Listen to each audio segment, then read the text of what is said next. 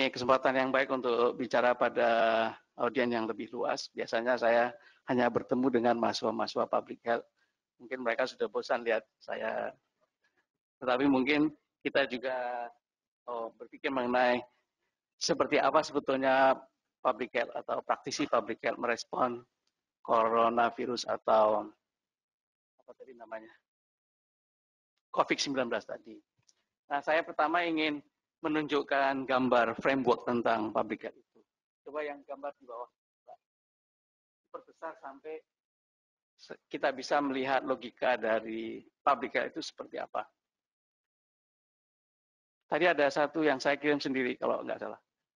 Nah, jadi sebenarnya ya public health dan kedokteran itu seperti kalau kita praktisi public health menganggap kedokteran itu bagian dari public health.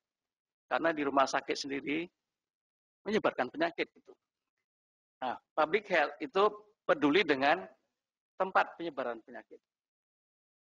Jadi kalau ada lokasi atau setting public health, setting itu membawa penyakit, maka itu sudah kita nggak bermaksud untuk mengobatinya. Tetapi, maksud saya dokter yang mengobatinya, tetapi kita berpikir tentang bagaimana penyebaran itu harus segera dihentikan. Nah, jadi logika kita adalah bahwa public health itu memang bekerja mencari penyebab penyakit atau mengapa penyakit itu menular. Nah, penularan penyakit, penyebab penyakit ada di tempat-tempat kita hidup. Jadi, nggak apa-apa ya kalau misalnya nggak bisa, tapi sebenarnya saya ingin memperjelas ini, gambar ini. Slide saya cuma satu, jadi saya mudah maksud saya. Tadi mereka bingung mana ya PowerPoint-nya Pak gitu. Oke, jadi kita lihat yang ini ya. Diperbesar lagi bisa. Saya tinggal hanya mengadres 3 atau 4 hal. Apa yang penting, yang harus kita ambil pelajaran dan apa yang harus kita lakukan. Nah, jadi sebenarnya ya, ini adalah kegiatan para dokter. Ada pasien penyakit datang, rumah sakit atau dokter mencari informasi dan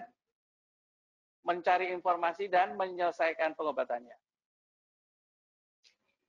Tetapi para dokter-dokter itu kalau dia tidak mau berpikir sulit, ya pokoknya saya kasih pasiennya obat, mudah-mudahan sembuh dan kembali ke masyarakatnya.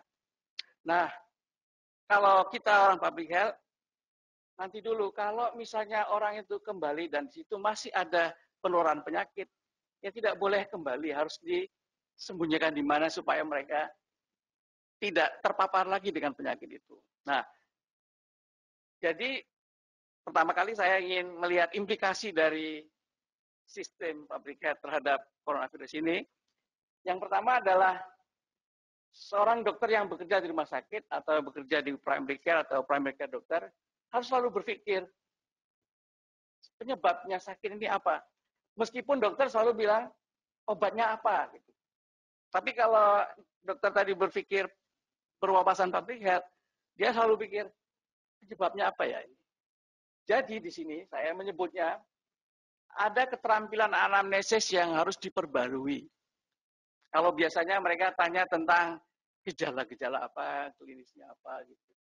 Tetapi kalau dia jadi semacam dokter yang public health praktisi public health juga, dia harus selalu berpikir ini orang dari mana sebenarnya kok sakitnya begini.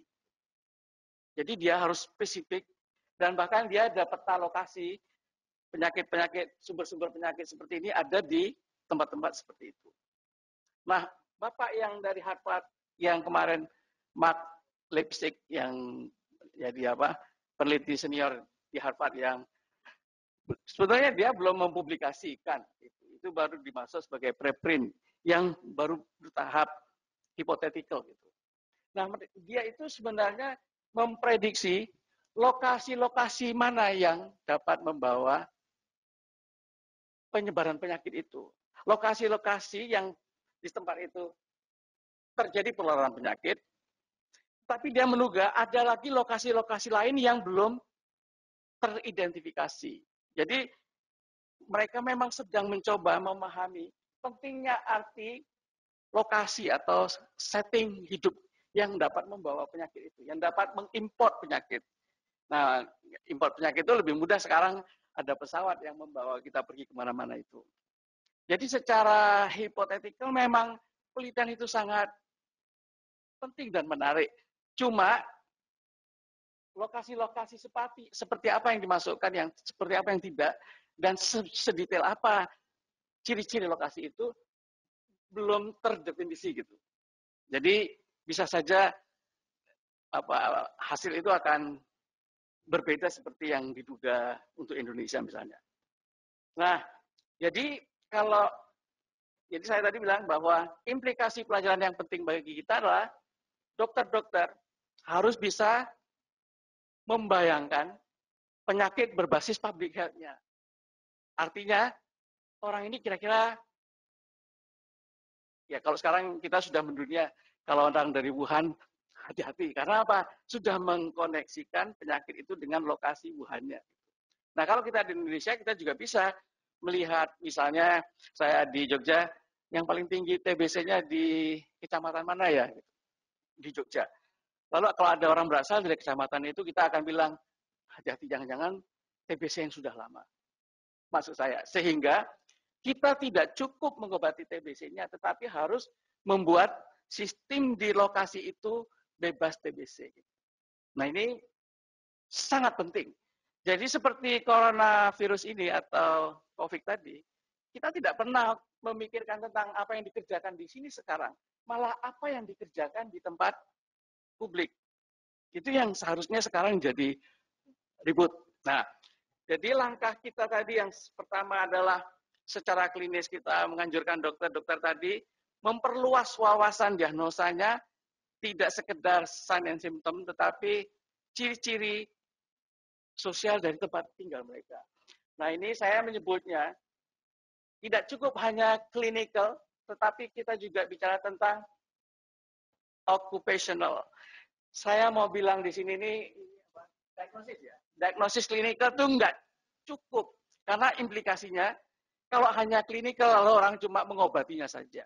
Nah, saya ingin kita mengembangkan pemikiran bagaimana kita juga melihat something seperti occupational disease-nya.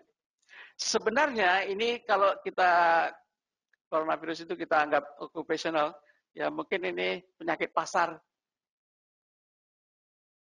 binatang yang langka, maksud saya, yang aneh gitu. Jadi kita bisa bayangkan kalau ada orang sering pergi ke pasar burung atau ke pasar hewan yang langka, ada potential disease yang bisa masuk dalam penyakit itu. Nah, sekali kita menyebut ada occupational, ada setting based disease, seringkali kalau occupational itu sudah jelas ya tempat kerja. Tetapi occupational itu bisa setting. Anda berasal dari kota, itu juga setting kota itu. Jadi bisa juga, restoran juga bisa, restoran based disease. Nah, jadi nanti ini, kalau dia sudah sampai bisa melihat seperti ini, sang klinisi tadi mudah kontak dengan dinas kesehatan dan mengambil sikap untuk bagaimana merestrik daerah-daerah itu atau mencegah penularan penyakit di tempat tinggal mereka.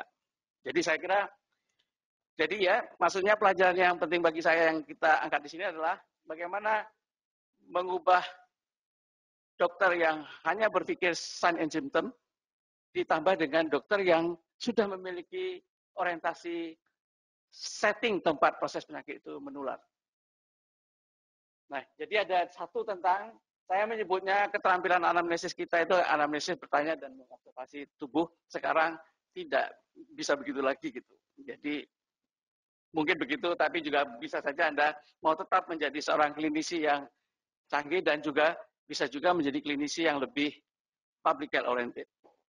Nah, kalau sudah seperti ini, maka dinas kesehatan inilah yang sekarang menjadi pemain utama sebenarnya. Jadi, dinas kesehatan sebenarnya bertujuan adalah untuk membuat seluruh penduduk di tempat tinggal mereka aman dari berbagai penyakit.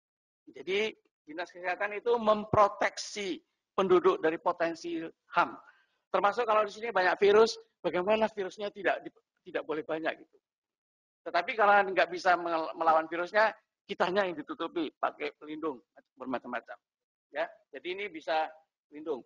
Pelindung yang paling utama yang biasanya dinas kesehatan kerjakan adalah pelindung berupa vaksin imunisasi. Karena orang-orang yang dilindungi vaksin itu memproteksi kita dengan menstimulasi kekebalan tubuh. Sehingga kalau ada ya bisa virus, bisa bakterial, dia langsung membuat sistem perlawanan yang ada di tubuhnya. Jadi vaksin tetap penting dan menurut saya sekarang sedang bekerja orang membuat vaksin itu. Ya kalau di sini bukan dinas kesehatan kabupaten lah, dinas kesehatan dunia itu WHO maksud saya. Pekerjaan mereka seperti itu gitu. Tapi kita sebenarnya kalau mau canggih ya Jogja pun harusnya punya dinas kesehatan yang hebat sehingga bisa juga dari Jogja bisa mengembangkan bermacam-macam. Itu tadi Pak Tri yang seharusnya mengerjakan itu kelihatannya. Bukan juga, mungkin juga bukan. Ya. Jadi ya dari sini saya menyebut bahwa dinas kesehatan harus mampu mensurvei, memonitor tempat-tempat yang memiliki potensi wabah. Nah, untuk yang modern ini saya menyebutnya apa yang harus kita pelajari. Dinas kesehatan seharusnya menginspeksi daerah-daerah yang punya potensi. Misalnya yang jelas pasar hewan harusnya rutin dilihat. Tetapi karena mungkin tenaga, mungkin biaya, banyak tempat-tempat yang sebetulnya tidak dapat kita inspeksi karena mahal biaya inspeksi tadi. Karena inspeksi itu artinya mengambil bahan, memeriksakan, menunggu hasilnya. Apakah di tempat itu terjadi penularan atau tidak. Ini inspection. Tetapi ada teknologi baru yang menarik. Itu ada IT-based inspection of vulnerable setting. Jadi ada setting-setting yang vulnerable untuk terjadi penyakit itu, bagaimana kita menginspeksinya? Nah, Pak Anies dan kawan-kawan yang orang IT, mereka mengembangkan sistem surveillance melalui sosial media.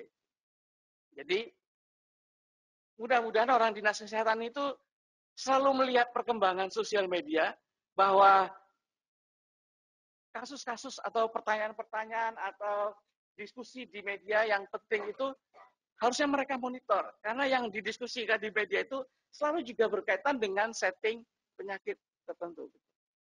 Ya, nah ini kita berharap bagaimana dinas kesehatan lebih cepat menangkap potensi daerah yang sedang terjadi wabah melalui sosial media. Oke, pelajaran yang terakhir yang penting menurut saya hari ini adalah, jadi kalau kita membahas apa tadi? Rotavirus tadi ya, bukan, coronavirus tadi, kita nggak bisa lagi membedakan orang rumah sakit dan orang public health. Malah barangkali ini menjadi sangat penting orang-orang yang bekerja di public health. Tapi dia juga tidak bisa bekerja di sini saja. Karena ini yang harus kita lindungi itu ada yang orang public health harus lindungi juga adalah para dokter. Jadi para dokter yang bekerja di rumah sakit itu juga tanggung jawab dinas kesehatan untuk melindungi mereka agar mereka bisa bekerja dengan tenang. Oleh karena itu contoh yang paling menarik ya yang ada itu adalah untuk setiap penyakit yang berbahaya itu sekarang kita membuat rumah sakit sendiri supaya kalau dia dirawat di tempat rumah sakit yang umum bisa menularkan penyakit ke pasien yang lain gitu. Jadi ada upaya untuk membuat rumah sakit sendiri.